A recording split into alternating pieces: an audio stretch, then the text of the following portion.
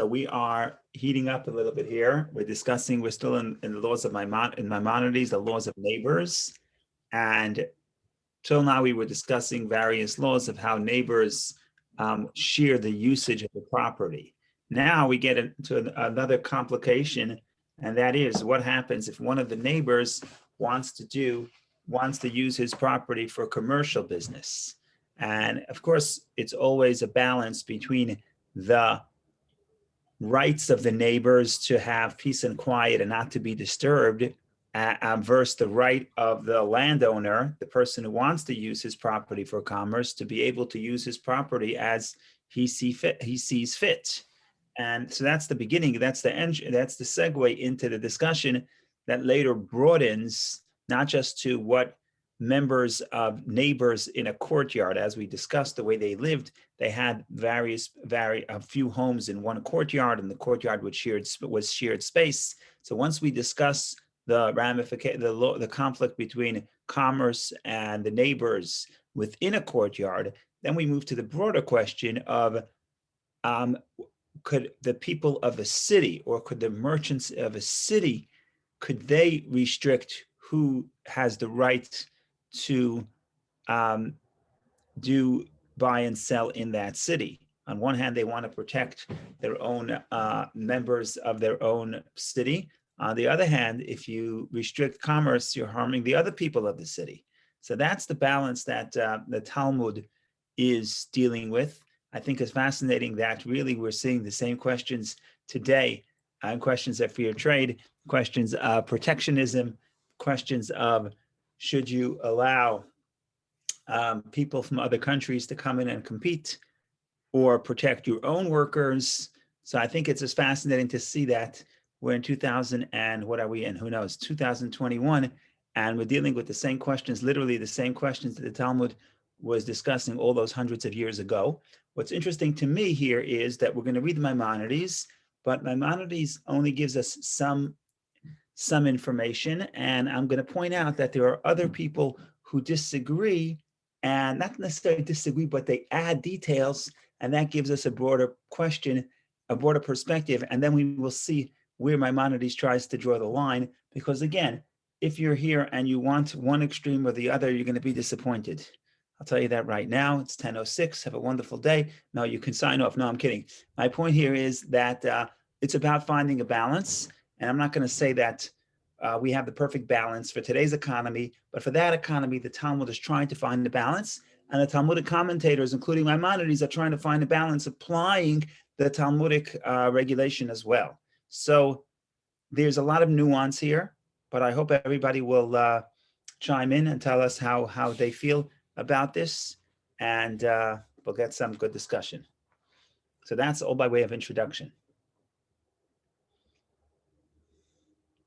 So we're going to share the screen, and we're going to go straight to chapter 6, which is we were up to, but I'm going to skip the beginning, and I'm going to go straight to number 8. So just to recap very quickly, we were discussing there's the way the city worked back then. I'll stop the share for a moment. The way the city worked back then is the city is comprised of, there's a chatzer. Chatzer is a courtyard. The courtyard has a few homes in each courtyard, and in the home is where you, I guess you slept, or you went in for shelter if it's raining. But a lot of the activities that we perform in our home, they would do outside in the courtyard, simply because it's more convenient because of the weather. They lived in either Israel, but maybe even in Iraq, where it's really hot. You want to be outside as much as possible, and you could be outside a lot of the winter. So they do a lot of things outside, and the outside space is shared space.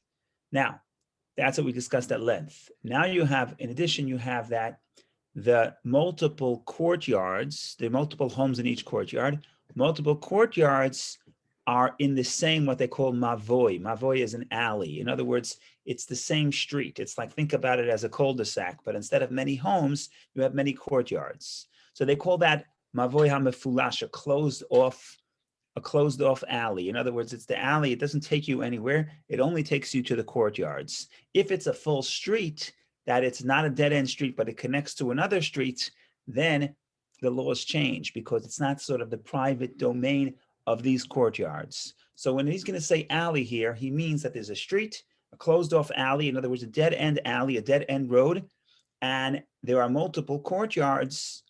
There are multiple courtyards opening up to this street, to this alley, and each courtyard has multiple homes.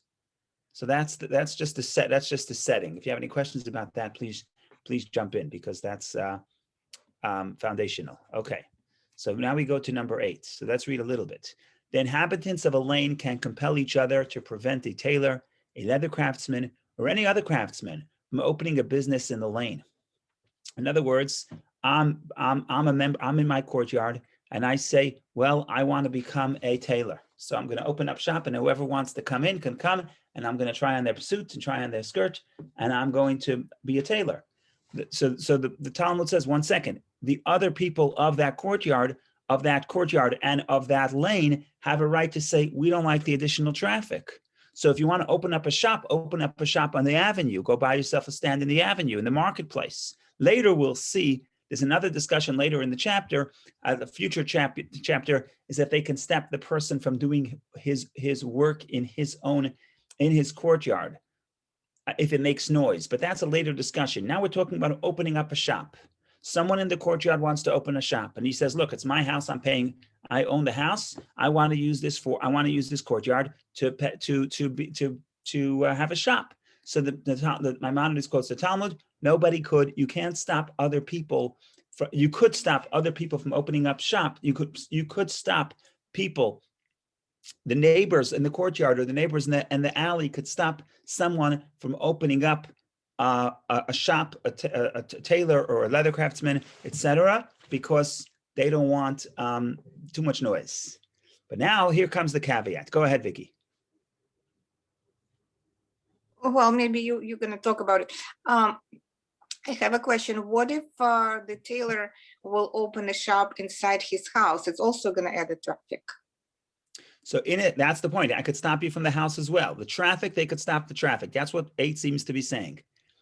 Later, we'll talk about if let's say I'm a builder and I want to build in my house and it makes noise. That's a separate question. But right now is opening up a shop, opening up a store where people will come in. So you're right. In the house, the neighbors could stop it because they say, we don't want traffic. We don't want people coming into our courtyard. Right. So it's no different whether the customer come to the courtyard or to the house. Going to be right. The point is the neighbors can complain against increased traffic. But now there's a very interesting exception. If a craftsman lived in a lane and no protest was lodged against his practice of his craft, or there was a bathhouse or store or a mill in the lane, and another person came and built another bathhouse opposite it, or built another mill, the owner of the first establishment cannot prevent him, claiming you are destroying my livelihood. This applies even if he comes from another lane, for this trade is already practiced in this lane. So this is very interesting. So what happens if Vicky, okay, we'll just use you as an example. What trade do you want to be? You want to be a tailor or you want to be a diamond dealer, whatever you want to be. You have a craft.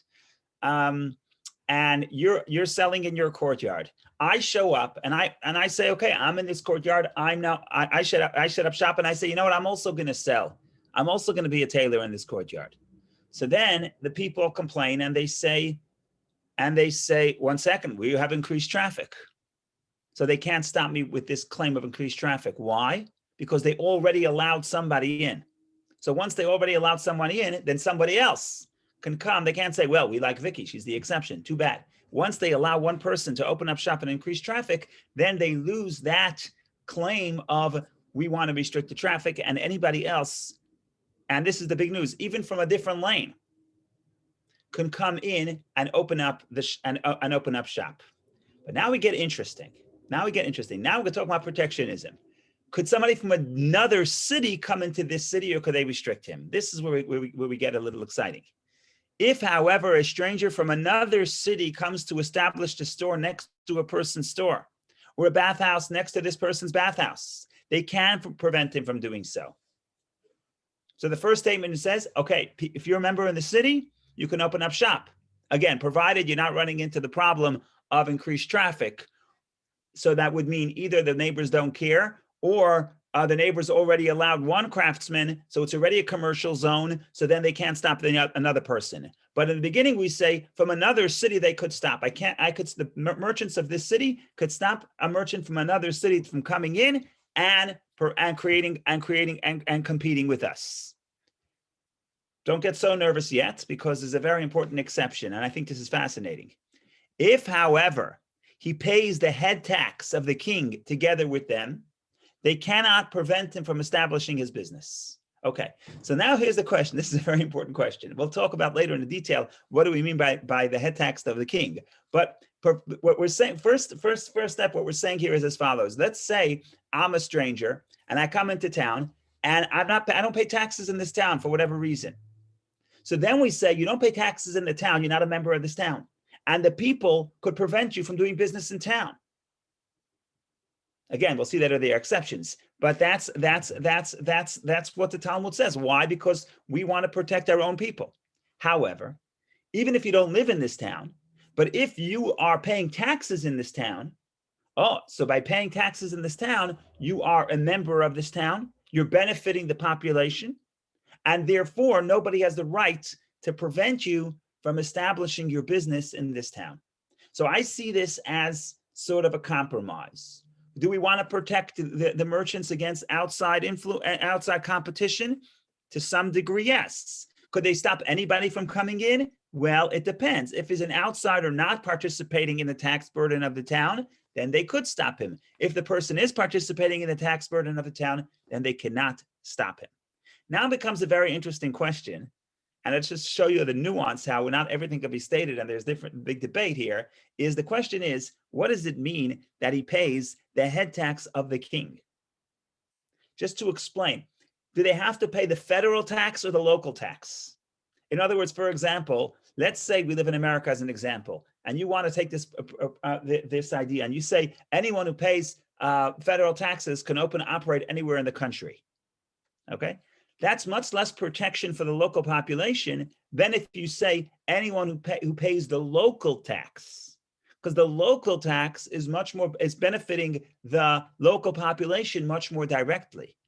So there is a debate between the commentators of what tax does this outside merchant have to pay to be able to be considered a member of this community and be able to compete in this community without having without being stopped by the members of the community.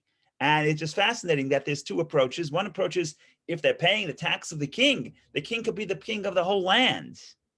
So in other words, the tax to the king, the guy could be living in California, paying federal taxes and competing with me in my little shtetl in New England, right? Even though the people in the shtetl of New England don't feel like they're benefiting directly. Other people say, no, it means you're literally paying the most local tax, the most local of taxes. And if you want to be in this community and you want to compete in this community, you have to be able to pay, you have to participate in paying the taxes. Just one point, I have to get a little political. We're talking here in a country where, in this country, it's fascinating because, again, I'm no expert, but to the little I understand, you have corporations that are competing in this country, American corporations or multinationals, but they're not paying taxes. Forget about the local taxes. I mean, they're paying property taxes, but they're not paying taxes in this country. They're paying taxes elsewhere. So if you want to put the model, think about the Talmud's model in these terms. I'm not saying you should, but if you want to think about it, what you would be saying is anybody is open to compete in this country, or anyone's open to compete in this town. But to compete in this town, you also have to participate in the tax base.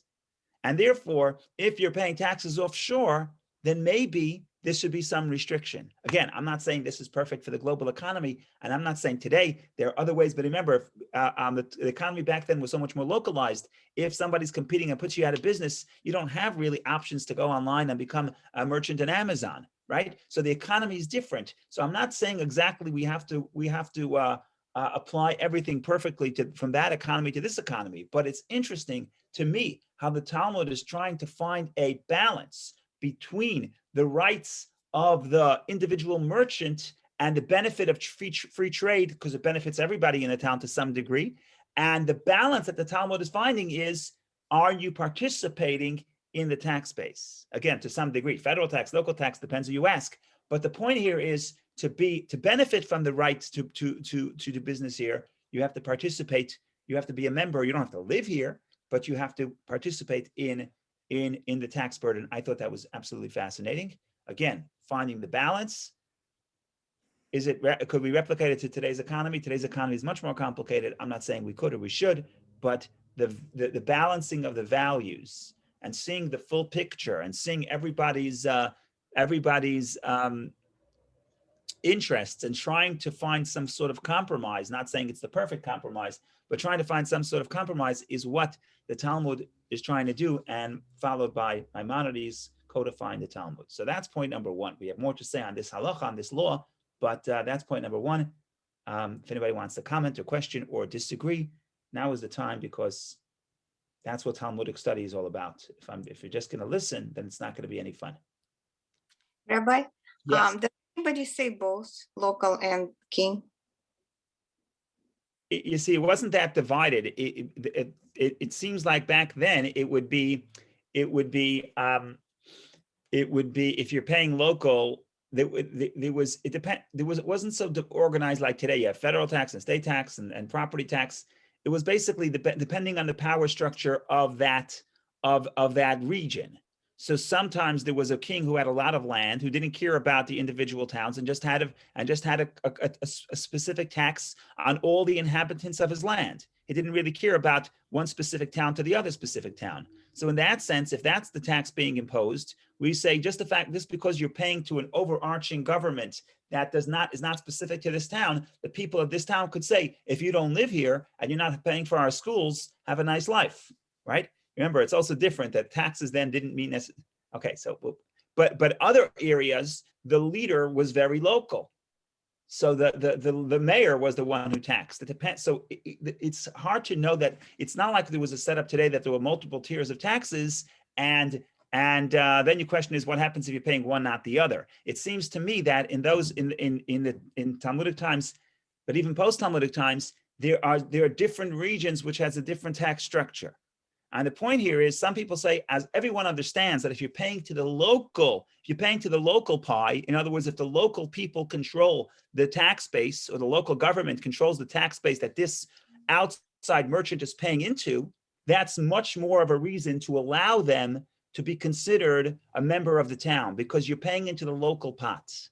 But the more general the pot is, the less of a claim you have to be able to compete in this specific region by saying, oh, I pay the federal tax. Okay, but we don't really, again, this country is a little bit different because the federal tax does benefit, but you see what I'm saying? We don't really control the pot, so you're not really benefiting us directly. Again, it's not that's my point is, it's not a perfect analogy to compare the case of the Talmud to the case of this country. So you have to proceed with caution. But I'm just saying that the concept that to participate, to have the right to compete, you also have to pay in to the tax base in a way that, and the more local, the more right you have, the less right the local inhabitants have to restrict you, because you say, look, I'm participating in the town's economy by, not just by offering products, which we'll get to in a minute. That's the next caveat.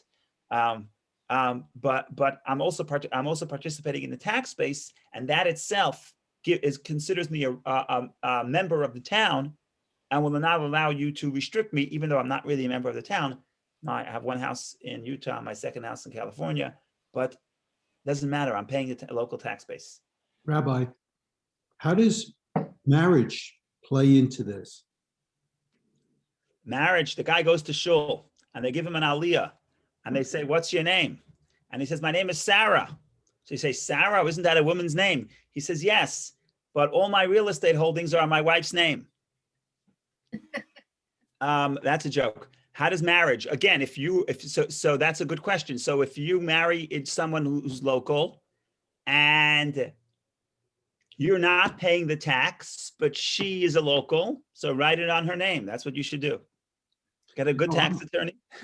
But if I come from a different community, and I want to set up my own business, is there a conflict or is there a way of getting around all of the resistance by marrying? I'm a tailor. Or if the No. people don't complain, is no problem. If you Okay, come to town and you set up shop and your wife makes good kishka and good potato kugel and everybody likes her, and nobody complains, There's no problem with that. I got We're it. not saying you have to restrict. Again, we're not saying you have to restrict. We're not saying it's a good idea to restrict. Maybe the townspeople will take a vote and we say, we like free trade. We want cheaper products. We want more competition. We have no problem. The Talmud is not telling you you should restrict the outside merchant as a economic plan. Talmud is not saying that. The Talmud is saying the people of the town, if they choose to protest because they want to protect their own business, they have the right to, provided this outsider does not participate in the tax base. Understood. But if they're happy, no problem. If he marries in and then now he lives here too, no problem. You live here, no problem. Nobody could stop you, even if you don't live here. So I see this as, on one hand, agreeing that in the ancient world where people were not as mobile, if you're going to allow outside people to compete, you may be harming the local community in devastating ways, even more than what we see in this country, because this country, at least in the modern world, people could move easy in a more easy fashion. So we understand that there's a very important need to protect the local merchants. We understand that. On the other hand, we're not closing the door. We're not saying nobody from the outside can compete. And we're not even saying we're going to put on a tariff. We're not even going to say we're going to tax you more than anybody else, right? What we're saying is you have to pay into the tax base. And again, the more local you pay, the more right you have, and the less, and the more unanimous it becomes that everybody agrees that outside people cannot restrict you. I'm sorry, that the local people cannot restrict you.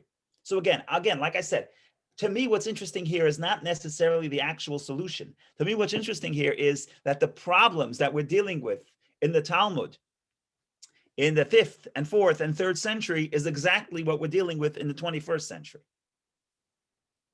So to me, that's what's interesting. And again, the values, and again, how you're trying to balance the good of everybody, and you can't make everybody happy. It's an impossibility, and you can't always. And again, I'm not saying we need to create a political party and run on this economic platform. But what I am saying is, it's interesting to see how we're trying to balance these opposing needs. Now, if you thought that was simple, there's other disagreements and other caveats which make it even more interesting. I'm just going to pull up my notes here and to make sure I don't mislead you.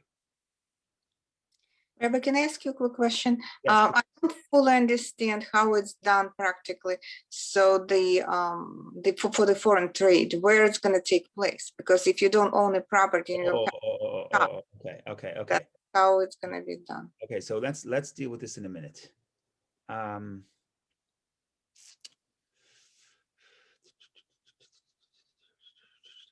Okay, we'll deal with that. There's an exception later. It's going to come about the marketplace. The simple answer, if I wanted to stay simple, because I want to stay simple for now until we get to number 10. We're number 8.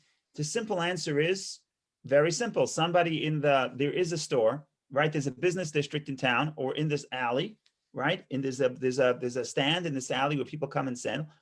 Somebody owns the stand. I come in, I say, I want to pay rent. I want to rent your stand, and I want to start selling my shmatis. Now, the other people in the shmata business say, oh, where are you from? You're from the other shtetl. You can't just rent space and start selling here. Just because you have permission to set up a table, it doesn't mean you could now put all the tailors in this town out of business. We've been living here for 10 generations. What do you want us to? How are we going to feed our kids?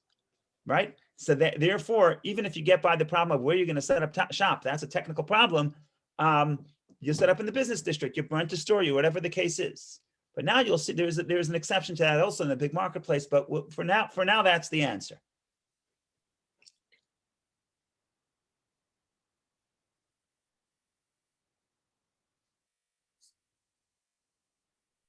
Rabbi, is there a statement of the overarching purpose of these decisions, these laws or customs?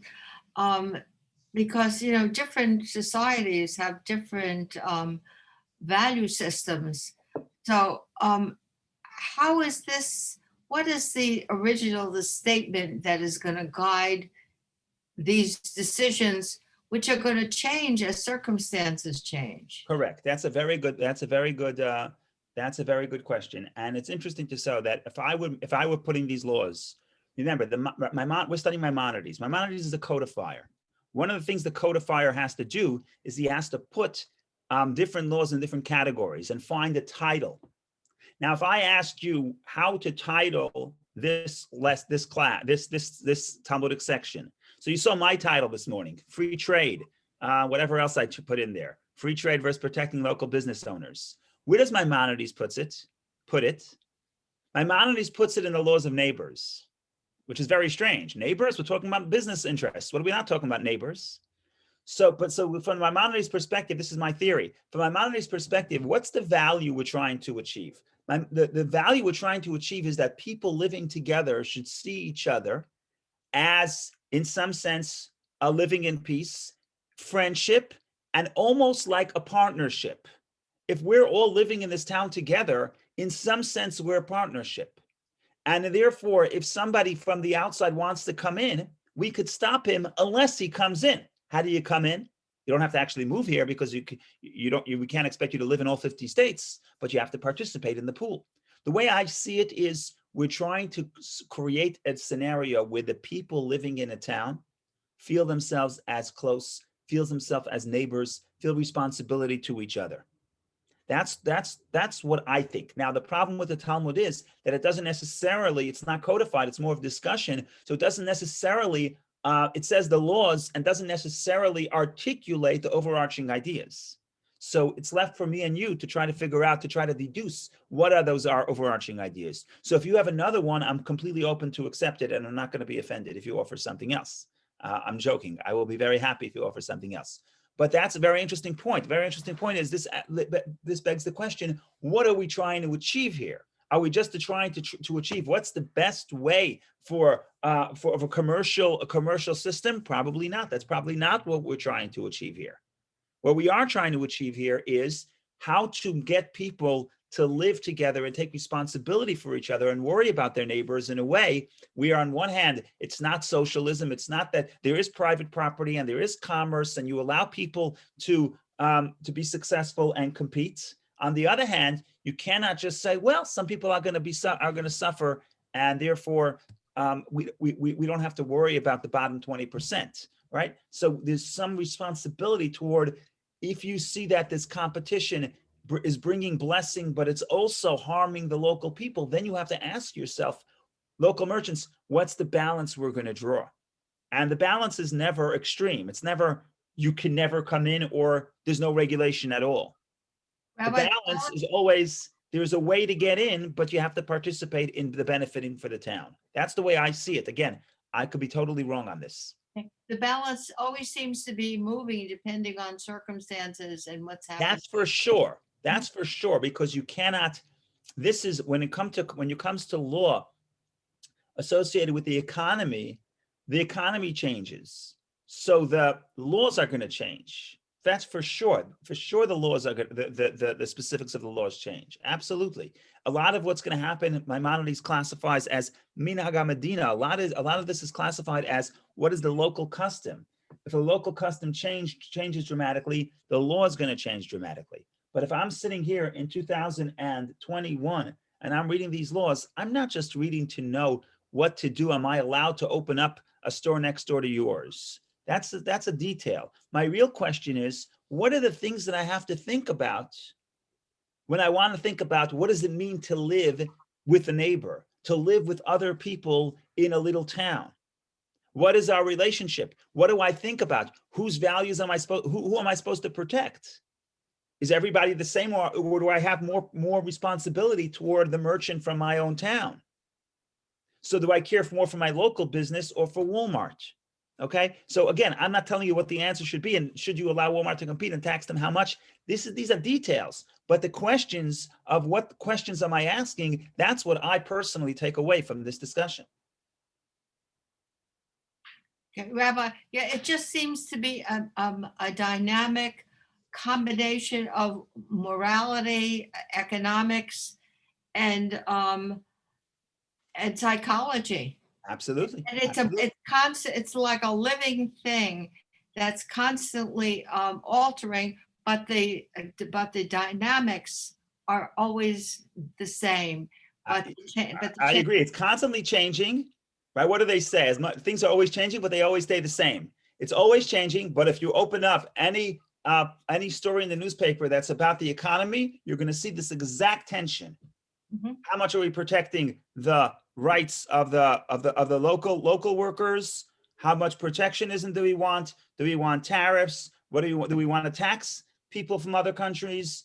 Do we want to allow immigration? Every question is all about the balance between what may help free trade, what may help the broader economy at the expense of the local worker or the local merchant. So I think that things are constantly changing, and I agree with you, but that's so amazing how despite the changing economy, and that we're still in the same question. We didn't really graduate this question. Thank you, Rabbi. Thank you. Okay, there's more points to add here. This gets a little bit more interesting. I just want to point out, by the way, other people disagree with Maimonides. Other people say that even if the guy, you see, Maimonides says at the end, if the person pays the head tax, you cannot prevent him. So it's very nice. But it's fascinating to consider this when you see there are other commentators disagree with Maimonides, and they're very protectionists. And they say that the people in the local economy, people in the local town, could prevent someone from the outside from competing with them, period, end of story. So there's an opinion that says you cannot come in and compete, even if you want to participate in the local tax base. If you don't live here, you have no right. The local people could prevent you from doing business here. And if you see it that way, now read Maimonides and you see, okay, Maimonides is much more pro-business than that other perspective, which would say that if you don't live here, they could restrict you at all. So it's interesting to see that Maimonides is taking the middle path, and in general, he likes the middle path, and this is a great example of that.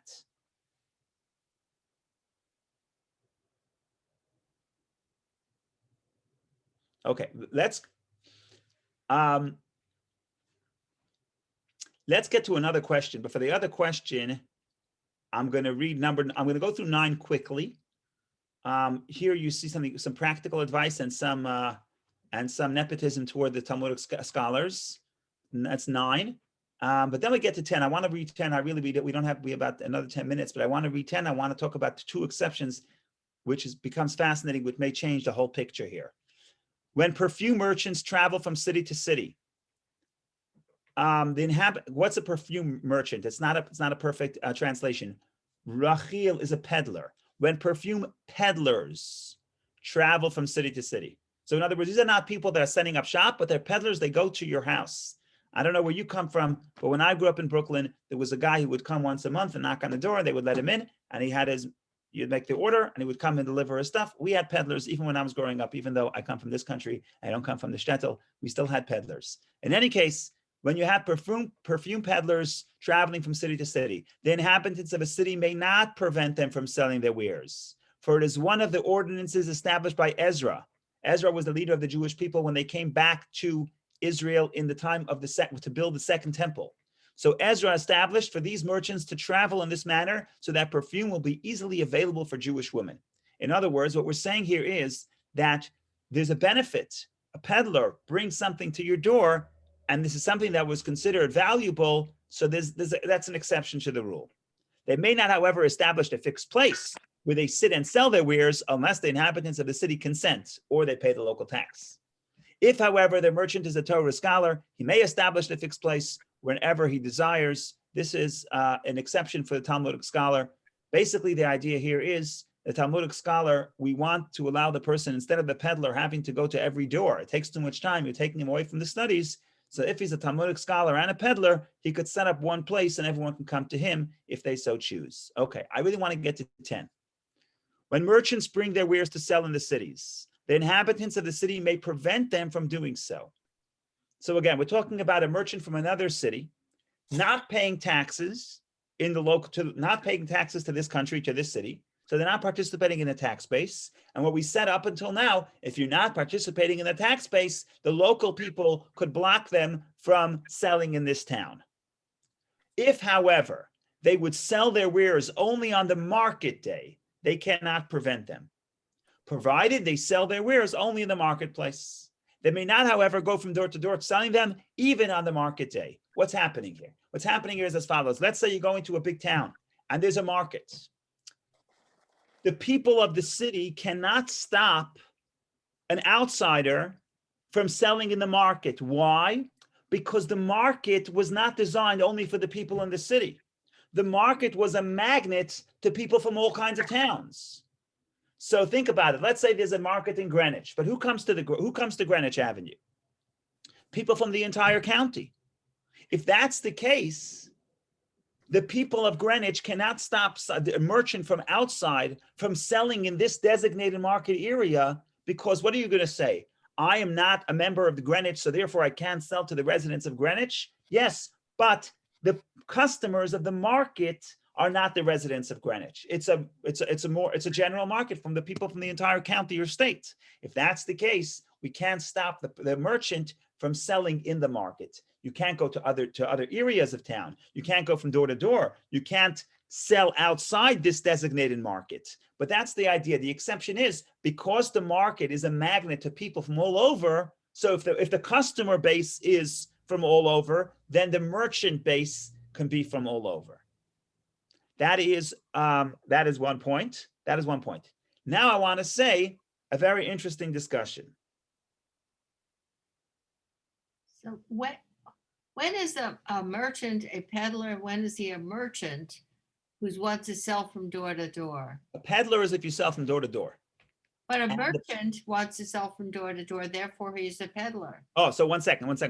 What we said before, the exception in 9 about a merchant, about a peddler, was for specific products. They're perfume peddlers. In other words, if there's something that's considered a great need and it's a benefit for the people, and going back, there was precedent going back to Ezra, who when the people came back from Israel, from Babylonia to Israel, and Israel, the economy was destroyed and there wasn't commerce. So Ezra said, you know what? We need to provide a service like, what do they call it? Amazon 2-hour delivery. We need to make available what people need. And what was the need? The woman needed perfume, besamim, spices. That's what they liked back then. Okay, so that's the exception.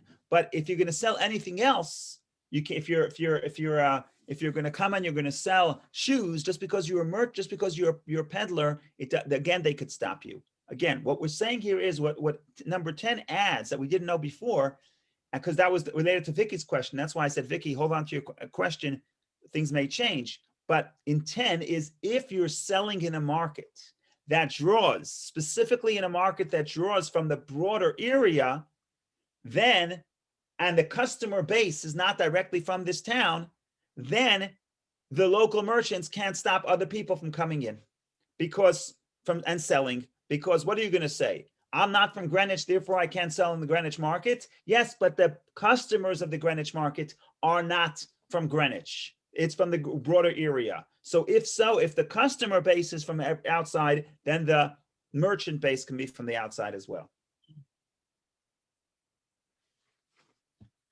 Now comes the interesting part, okay? And this is really, this will throw a wrench into everything here. So just hang on just 1 second. Let me find it, make sure I don't mislead anybody. And the fun begins.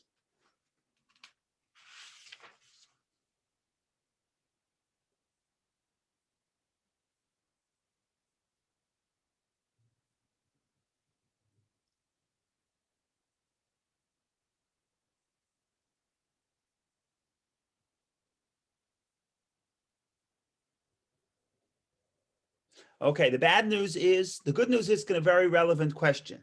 The bad news is that the answer is going to be a debate. So I'm not going to tell you who to side with. You side with whoever you want.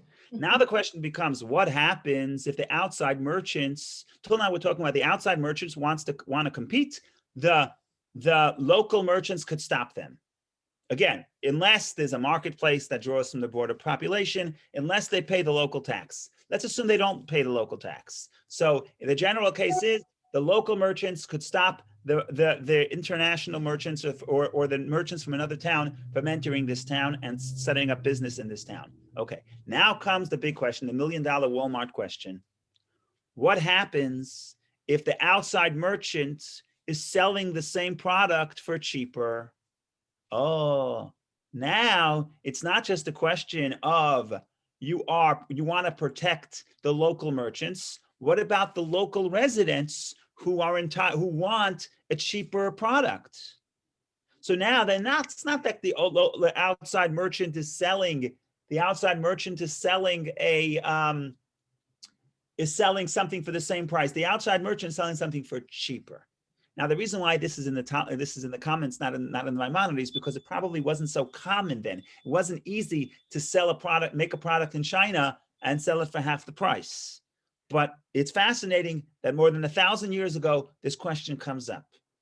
So now the question is, was the Talmud talking about a case? We're not sure. Was the Talmud, when the Talmud says that you can restrict the outside customer, you can restrict the outside merchant from doing business in your town, if the guy's not paying local taxes, is it referring to when they're selling at the same price? Or is it also referring to when the Walmart comes in and sells for half the price? So what are you going to say? You want to protect the local merchants? What about the customer base, that you're going to harm them if you don't let other people compete and lower the prices? Oh, that's a good question.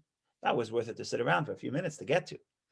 What's the answer? The answer is, I don't know. Maimonides doesn't address it directly. The Rimigash, Maimonides' is teacher, is a whole story. It's really the teacher of Maimonides' father. Maimonides did not learn from this guy directly. Maimonides' main teacher in Torah was his father, Rabbi Maimon, where he gets the name Maimonides, Moshe ben Maimon. Maimonides in his book writes, in general, he says, when he quotes his teachers, he says, my teacher is Rabbi Yosef Halevi, Joseph Halevi. We call him now the Ri Migash. Ri is their acronym, Rabbi Yosef Halevi Migash. And his teacher was Rabbi Yitzchak Alfasi, the Rif. So what Maimonides refers to as my teachers is two people he never met. But in any case, Maimonides' teacher says, if you're selling for cheaper, you can't stop them. They can come in, because you want to protect the merchants, but you also want to protect the local inhabitants who want a cheaper product. On the other hand, Ramban, Nachmanides, Moshe ben Nachman, not Moshe ben Maimon, but Moshe ben Nachman, who lived a little bit later, a few decades after Maimonides, also a great Talmudic scholar and a great Jewish sage and physician and philosopher. He disagrees with the Rimigash, and he says no. He says offering a cheaper product still will not allow the other person, the outside merchant, to compete with the local merchants. Just because you're providing a cheaper product, that's not enough of a reason to destroy the livelihood of the local people, unless you're paying the local tax.